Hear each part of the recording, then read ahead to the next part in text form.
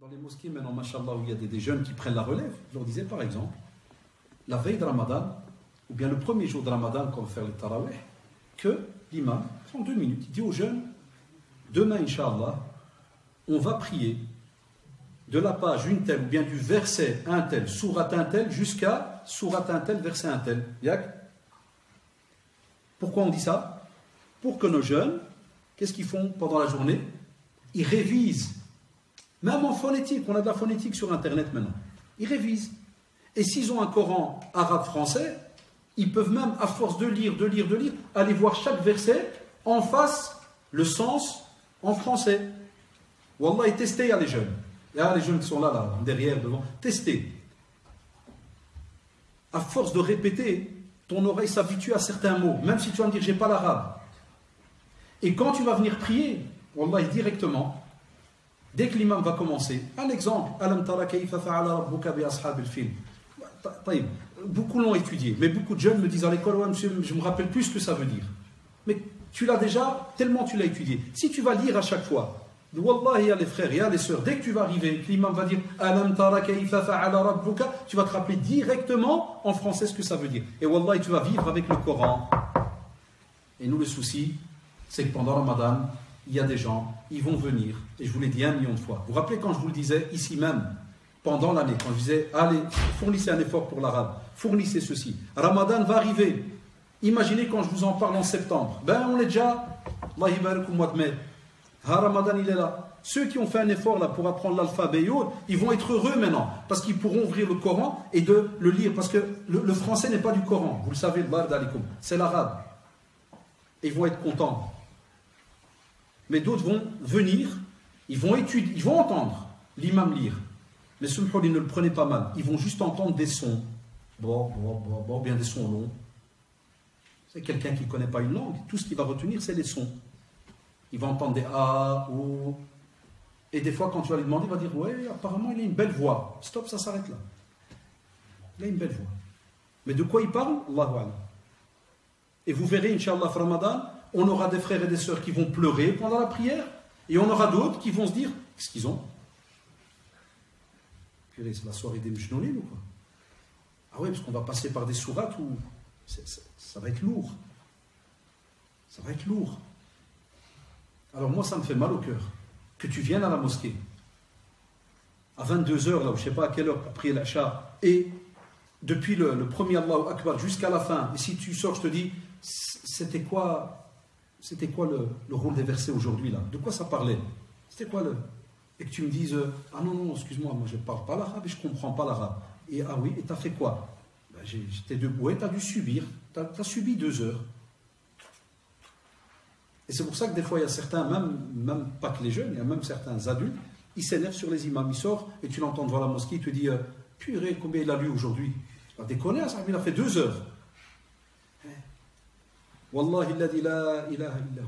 Si tu comprenais l'arabe et que tu aimais la parole d'Allah subhanahu wa ta'ala et que tu es connecté à cette parole, Wallahi après 2 heures, t'es triste. Wallahi t'es triste que les tarawih s'arrêtent. Sah ou là? Wallahi t'es triste. Il y a le Coran, il n'y a que eux qui peuvent me comprendre. Ceux de la famille du Coran. Ceux qui vivent avec le Coran. Eux, Ramadan, chaque fois que les tarawih se terminent, ils sont tristes. À la fin de Ramadan, encore plus. Et ils continuent leur qiyam chez eux au fur et à mesure. Allah. Donc là, c'est important. Et aussi par rapport au Coran, le hadith d'Abdullah ibn Amr, radiyallahu anhu, rapporté par l'imam Ahmed, le prophète nous donne une de ces belles nouvelles, c'est qu'il nous rappelle que le Coran et le jeûne, ils vont intercéder pour nous. Shabab, vous avez remarqué la clémence et la grandeur d'Allah subhanahu wa ta'ala. Depuis tout à l'heure, je vous cite que des actes de clémence. Et nous on les rejette. Le Coran va intercéder. Pourquoi? Parce qu'on aura passé les soirées à lire. Et le jeûne va intercéder. Pourquoi? Parce qu'on aura passé nos journées à jeûner. On aura passé nos nuits à lire. Le Coran il dira qu'on est resté réveillé. Il dira, Ya Allah, je l'ai privé de sommeil toute la nuit. Il était dans le qiyam. Et qu'Allah nous pardonne, il y aura des mahroumines parmi nous. Il y aura des gens qui ne vont pas avoir ce bénéfice. Parce qu'ils ne vont pas venir, ni pour le qiyam, et vont continuer comme ils l'ont fait pendant l'année, ils ne liront pas ce Coran. Et on a beaucoup de jeunes qui m'avouent, il n'y a pas que des jeunes, on soit honnête, même les adultes, c'est juste parce que je suis venu chez les jeunes, alors je fais semblant avec les adultes. Il y a même des adultes qui n'ont jamais de leur vie terminé la lecture d'un Coran complet. C'est la vérité. Allahu Akbar, t'imagines rencontrer Allah subhanahu wa ta'ala en tant que musulman et en n'ayant jamais de ta vie terminé la lecture de sa parole.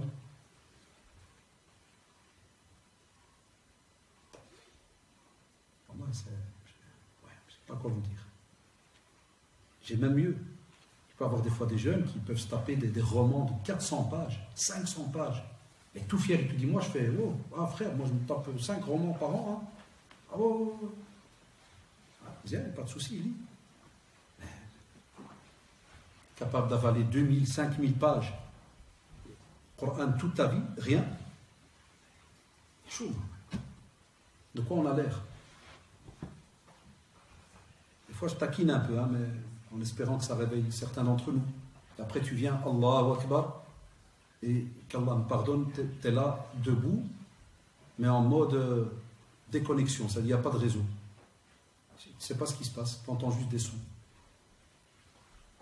Même quand il y en a qui viennent prier les 5 prières, même quand il y en a qui viennent prier le soir, ils se mettent derrière l'imam, il lit bien, mashallah, kada, mais tu termines la prière de l'Isha, tu dis, smahli, qu'est-ce qu'il a, il disait quoi? Allahu alam. Et ça parlait de quoi? Allahu alam. Comment tu peux être content et fier de rentrer chez toi en ayant 1 an, 2 ans, 3 ans, 20 ans, 40 ans? Ne se pose pas de questions. Et pour terminer, par rapport à ce mois, faites votre possible par rapport à tout ce qui est les aumônes. C'est un mois où vous avez remarqué un hadith qui nous touche et on l'oublie de temps en temps. C'est que, subhanallah, celui qui, comme l'a dit sallallahu alayhi wa sallam dans le hadith, celui qui aide quelqu'un à rompre le jeûne. Un exemple, tu as quelqu'un qui est sans abri. Et le soir, 9h30, c'est l'heure de manger, il n'a rien. Et toi, tu viens et tu lui offres à manger. Est-ce que tu as un bénéfice? Tu as le bénéfice de son jeûne. Tu as le bénéfice de son jeûne. Et nous, on a dit dans l'introduction que seul Allah subhanahu wa ta'ala donne le bénéfice. On ne sait pas c'est combien quand tu jeûnes une journée. Combien de hasanat? Ça. De nouveau, est-ce qu'on n'est pas encore dans les clémences d'Allah subhanahu wa ta'ala? Je donne un deuxième jeûne. Alors je dis aux jeunes, quand vous savez que dans votre région, certaines mosquées, par exemple, font ce qu'on appelle le repas de rupture. Ou bien, par exemple, la mosquée ici. Par exemple, vous faites la prière, il y a que le maghrib ici. C'est juste, hein. Donc, en général, les gens, ils rompent ici, il y a qui prennent un peu de dattes, du lait, il y a des choses comme ça, de l'eau. Ça, eh bien, il y a moyen que tu ailles au magasin acheter quelques boîtes de dattes. Fais-le.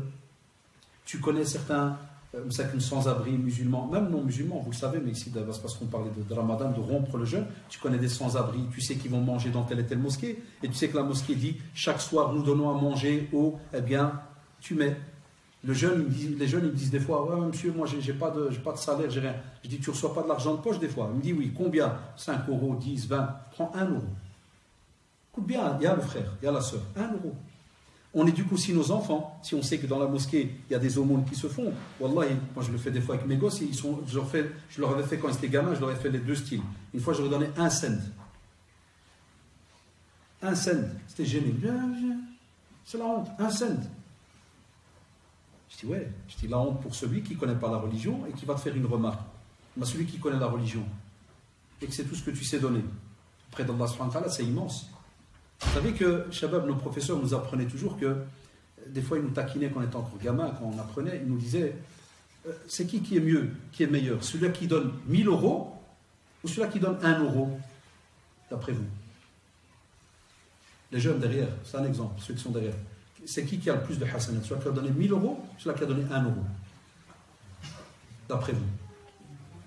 1000? Ça peut être aussi celui qui a donné 1 euro. Quand on dit ça dépend de Nia, l'intention. Et deuxièmement, ça dit de quoi ça dépend? Je vais donner un simple exemple. Celui-là qui a donné 1000 et il a en banque 10 millions.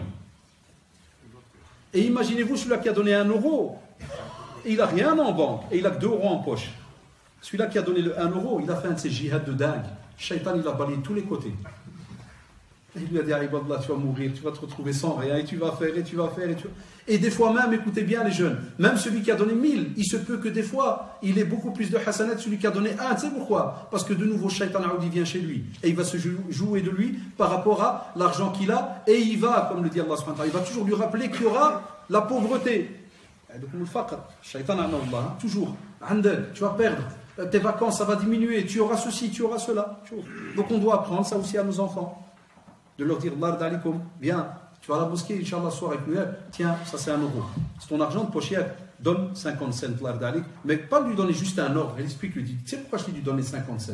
Parce que voilà, ce mois-ci, c'est un mois de khayrat, c'est le mois des bonnes actions, c'est le mois de tous les bienfaits et autres. Et tu reconnais les bienfaits qu'Allah t'a donnés, parce que d'autres pauvres n'ont rien, et ont pas. C'est le mois où on est censé parler beaucoup de choses avec nos gosses. Et nous, vous allez voir dans nos familles, ça va être le mois juste. Prenez pas mal, hein. Tout le monde sera crevé la journée, que des têtards, tous mutaïhins. Spécialement samedi, dimanche, parce qu'à 17h, je crois, de jeûne cette année, plus ou moins. C'est juste. Sinon, à Bruxelles, ça donne, je crois, plus ou moins 17h.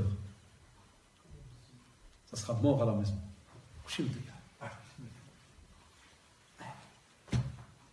Alors que normalement, programme de Coran, programme de Ad'iyya, programme de révision du Coran, l'étude de certains versets,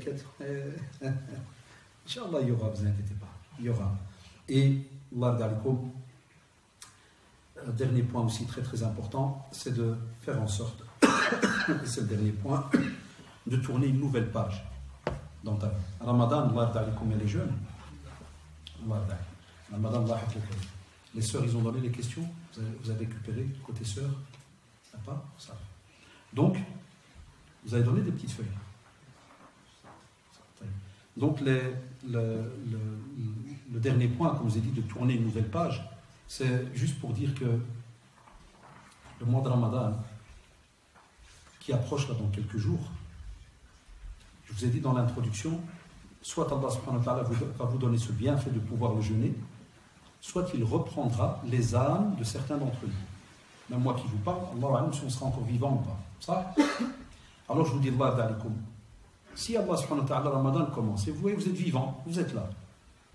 On vous dit, et spécialement ceux qui sont dans certains péchés, ils sont dans certains styles de vie et autres, on leur dit, faites en sorte que ce mois de Ramadan soit une occasion pour reprendre votre vie en main. Je dis toujours à nos frères et sœurs de ne pas regarder le regard des autres, mais de voir plutôt ce qu'Allah subhanahu wa ta'ala nous dit. Ce verset, on vous le répète d'année en année, dans beaucoup de conférences dans le domaine du repentir. قُلْ يَا عِبَادِيَ الَّذِينَ أَسْرَفُوا عَلَى أَنفُسِهِمْ لَا تَقْنَطُوا مِنْ رَحْمَةِ اللَّهِ إِنَّ اللَّهَ يَغْفِرُ الذُّنُوبَ جَمِيعًا. Allah subhanahu wa ta'ala pardonne.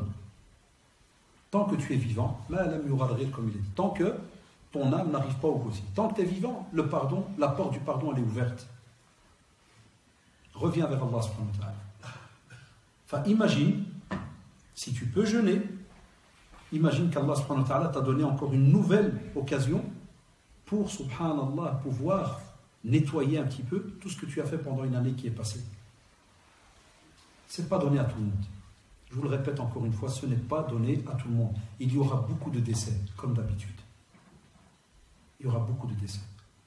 Allah, celui qui est intelligent, c'est celui qui va sortir de ce mois de Ramadan avec un résultat immense. Il aura vu un changement en lui. Il aura vu un changement dans son programme, dans sa manière de fonctionner. Et on le voit, c'est faisable. Il suffit juste d'avoir une autre manière de voir les choses. Et nos jeunes doivent sortir d'une certaine routine qui est de se dire que tout simplement, c'est comme une fête, c'est arrivé, c'est Ramadan, ça va partir. C'est les examens, ça va partir. C'est les vacances, ça va partir. Là, chez nous, en tant que musulmans de l'adolescent obligé doit comprendre ces sujets de manière mais vraiment très élaborée. C'est que ce sont au contraire, ce sont des périodes qui arrivent, mais qui se peut que tu ne vas pas revivre. C'est ça qu'on doit expliquer à nos jeunes. C'est qu'il se peut que la journée que tu vas jeûner le premier jour là, de Ramadan, il se peut qu'elle ne va pas se répéter le lendemain. Et qui te dit, comme on l'a vu tout à l'heure dans l'introduction, que le premier jour tu le fais de la meilleure manière qui soit, et que, mashallah, c'est accepté. Et tu meurs le lendemain. Allahu Akbar, c'est immense. Pardon, barakallahu fikum, faites votre possible, Inch'Allah, pour bien vous préparer. أهل علينا شهر رمضان بالأمن والإيمان والسلامة والإسلام والتوفيق لما تحب وترضى يا ذا الجلال والإكرام. اللهم أعنا فيه على الصيام والقيام